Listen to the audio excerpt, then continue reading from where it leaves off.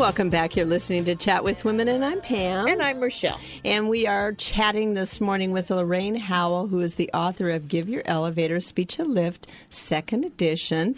And her company is Media Skills Training. And when we were at break, we were talking about, I think this is important, how do we use all of this? Now, I'm out there, and I'm looking for a job, which is, we know, 10% unemployment right now at least. There's a lot of people looking for work. How can they use this elevator speech instead of as a company, as my own personal brand, to get a job? Well, it's really when you're in a job interview, you're really using the elements of the elevator speech. I think when you go through the process and understand what value you bring to a prospective employer, that's the value of going through this elevator speech process. There's something else that I've included in this new edition. It's something that I learned years ago when I was laid off in the television industry.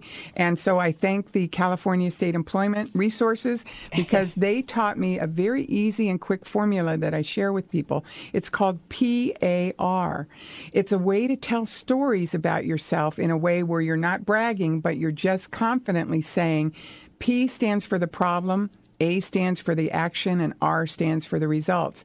So you can say to a prospective employer, this was the problem, this is what my team and I did about it, and these were the results. So in 3 seconds, you can tell a story about what you've accomplished. This even works for people who are just coming out of college. That's the Cornell connection, because when they were using my book, the original edition, they said it would be great if we had something for people who were just starting out. So I was able to include some things for people who are in the job market for the very first time. So it's really expanding on your elevator speech. That's your opener.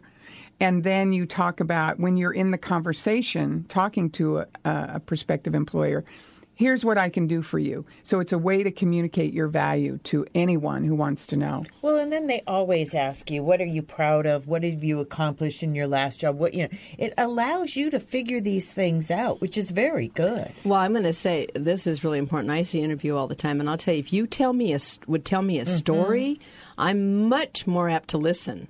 Then otherwise, I'm looking at papers on my desk. I'm thinking I have 18 more interviews, and I can't even remember who you are by the time you left. I used to write down red hair. I'm not kidding you, because it was the same questions, and I didn't get the stories. So what you just said is extremely powerful, because if I had that, I would remember the person, because now they told me a story. And I recommend that you go through your life, your experience, your work experience, even your volunteer activities or your student projects, and look at what was the problem, what was the action that you took, and what were the results. And you can create PARs, PARs, for just about anything, so that you have a whole toolkit when you go into an interview. And then you're not worried so much about, do they like me, do they like me? You really want to say, is this a good fit for me? Right. Absolutely. Yeah.